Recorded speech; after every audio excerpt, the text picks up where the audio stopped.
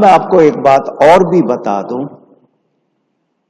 ہم تعظیم بھی صرف وہ کرتے ہیں جو جائز ہے، جو تعظیم جائز نہیں وہ ہم کرتے بھی نہیں۔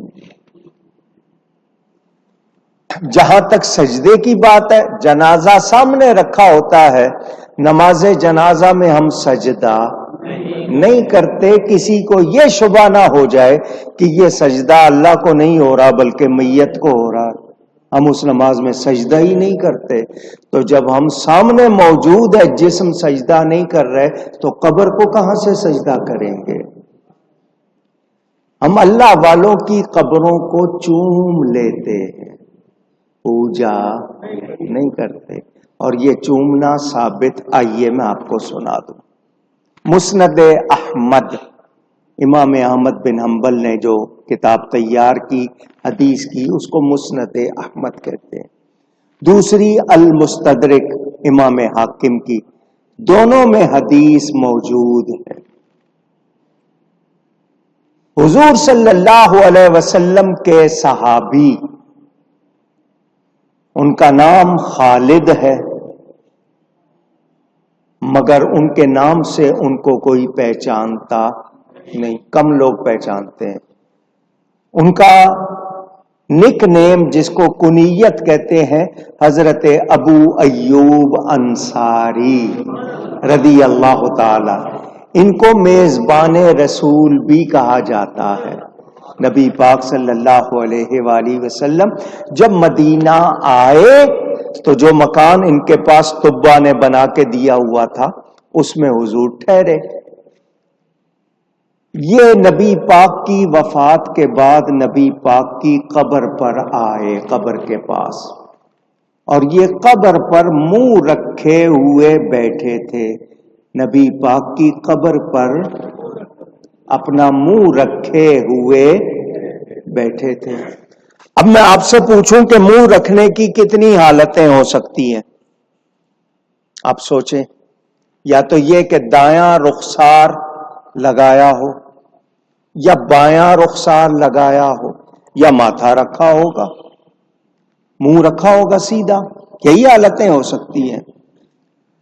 مروان جو اس وقت مدینہ کا گورنر تھا، اس نے، وہ بھی آیا، اس نے جب دیکھا کہ ایک شخص اس طرح منہ رکھ کے بیٹھا ہے، اس نے گردن سے پکڑا اور کہا کیا کر رہے ہو، کون ہو؟ جب انہوں نے منہ اٹھایا تو مروان نے دیکھا کہ وہ تو صحابی رسول حضرت ابو ایوب انصاری ہے۔ حیران رہ گیا، کیا کر رہے ہو؟ تو اب الفاظ سن لیں، حدیث کے الفاظ آپ کو سنا رہا ہوں، صحابی کا عقیدہ بھی دیکھ لیں اور بات ہماری سن لیں۔ وہ کہتے ہیں جئت رسول اللہ صلی اللہ علیہ وسلم، میں نبی پاک کے پاس آیا ہوں۔ کس کے پاس آیا ہوں؟ اگلے لفظ سنیں، لم آت الحجر، میں کسی پتھر کے پاس نہیں آیا۔ اللہ اللہ رسول، میں کسی پتھر کے پاس نہیں آیا ہوں، رسول اللہ صلی اللہ علیہ وسلم کے پاس آیا ہوں اور رو رہا ہوں، کیونکہ حضور نے فرمایا تھا جب نااہل حکمران بن جائیں تو رونا، یہ اس کی طرف اشارہ تھا کہ تو نااہل ہے، حکمران بن گیا ہے، اس لیے آقا کے پاس آ کے رو رہا ہوں، اپنا درد بیان کر رہا ہوں۔ انہوں نے منہ رکھا یا نہیں رکھا؟ اونچی۔ اب دوسری روایت بھی آپ کو سنا دوں۔ علامہ ذہبی، جن کو سب مانتے ہیں، یہ مخالف بھی بہت زیادہ مانتے ہیں، اتنا مانتے ہیں کہ وہ جس حدیث کو صحیح کہہ دیں کہتے ہیں وہ بالکل صحیح ہے۔ علامہ شمس الدین ذہبی، ان کی کتاب ہے سیر و اعلام النبلاء، اس میں یہ واقعہ موجود ہے، اس کے علاوہ کتابوں میں موجود ہے۔ حضرت سیدنا بلال، نبی پاک صلی اللہ علیہ وسلم کے مؤذن، نبی پاک کے پردہ فرمانے کے بعد مدینہ سے چلے گئے تھے کہ اب مجھے حضور نظر نہیں آئیں گے تو مجھ سے برداشت نہیں ہوگا. میں ان کو گلیوں میں چلتا پھرتا دیکھتا تھا، نماز پڑھاتا دیکھتا تھا، تو اب وہ نظر نہیں آئیں گے، تو وہ مدینہ چھوڑ کر جنگلوں میں چلے گئے. نبی پاک صلی اللہ علیہ وسلم ان کو خواب میں ملے اور فرمایا بلال یہ کیا بے رخی ہے، تم ہمیں ملنے نہیں آؤ گے؟ تم نے ملنا چھوڑ دیا، یہ کیا بے رخی ہے؟ جفا کے لفظ ہیں وہاں پہ. حضرت بلال نیند سے اٹھے، نبی کی نیت سے مدینہ آئے. کس کی نیت سے؟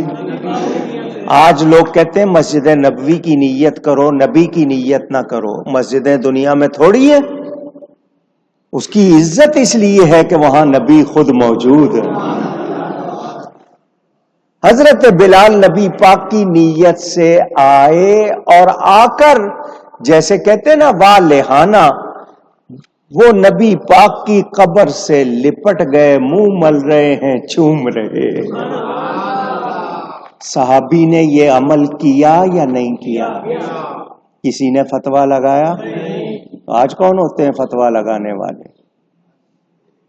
مدینہ منورہ میں شور مچ گیا، حضرت بلال آ گئے. حضرت بلال، واقعہ پورا سنا دیتا ہوں، سنانی اتنی بات تھی کہ وہ نبی پاک کی قبر سے لپٹے، چوما، اپنے رخسار رگڑے.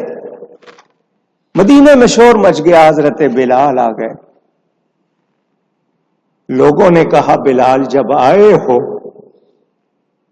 تو وہی آذان پھر سنا دو. نبی پاک صلی اللہ علیہ وسلم کے سامنے جو آذان سنایا کرتے تھے، حضرت بلال نے کہا مجھ سے نہیں کہی جائے گی. میں جب اذان کہتا تھا نبی پاک صلی اللہ علیہ وسلم سامنے ہوتے تھے، اب مجھ سے نہیں کہی جائے گی. لوگوں نے دیکھا نا جب نہیں مان رہے تو حسنین کریمین کو بلا لیا. امام حسن امام حسین نبی پاک کی تصویر تھے. جب انہوں نے کہا تو حضرت بلال انکار نہ کر سکے. آپ نے اذان شروع کی، الفاظ موجود ہیں، لوگوں کی چیخیں نکل گئی، عورتیں گھروں سے باہر آ گئیں. لوگوں نے کہنا شروع کر دیا وہ تو آ گیا جو اذان دیتا تھا، وہ کب آئے گا جو نماز پڑھاتا تھا. اذان پوری نہ کر سکے پھر چلے گئے، لیکن انہوں نے قبر سے منہ لگایا نہیں لگایا، چوما یا نہیں چوما. تو جب صحابی کا عمل موجود سامنے، کسی نے فتویٰ نہیں لگایا، تو آج جو فتوے لگا رہے ہیں کیا ان کی بات مانی جائے گی؟ تھانوی صاحب نے لکھا، کتاب الایمان کا حوالہ دیا ہے کہ ماں کی قبر کو قدموں سے اور باپ کی قبر کو سرانے سے چوما جائے. خود لکھا. کیا اس پر فتویٰ لگے گا؟ اونچی. تو اللہ والوں کی قبر کو محبت سے کوئی چوم لے تو یہ پوجنا نہیں. قدم بوسی کے لیے جھکے تو یہ سجدہ نہیں. وہ جو بت پوجا کرتے تھے وہ بتوں کو پوجتے تھے، ہم کسی نبی ولی کو پوجتے نہیں. تو وہ لوگ جو یہ کہتے ہیں وہ بھی اور تم بھی برابر، تو یہ ظلم کرتے ہیں اور اللہ ظالموں کو ہدایت نہیں دیتا. سمجھ آ گئی؟ اس کے باوجود ہم لوگوں کو منع کرتے ہیں تاکہ کسی کو شبہ نہ ہو کہ قبر کے پاس آؤ تو قدم بوسی کے لیے جھک رہے ہو، مگر نہ جھکو، شبہ ہو سکتا ہے، اس سے بھی منع کرتے ہیں. تو اللہ نے واضح فرما دیا اس کے سوا جس کو پوچھتے ہیں وہ سب باطل ہے. اللہ کے سوا کوئی عبادت کے لائق اونچی نہیں.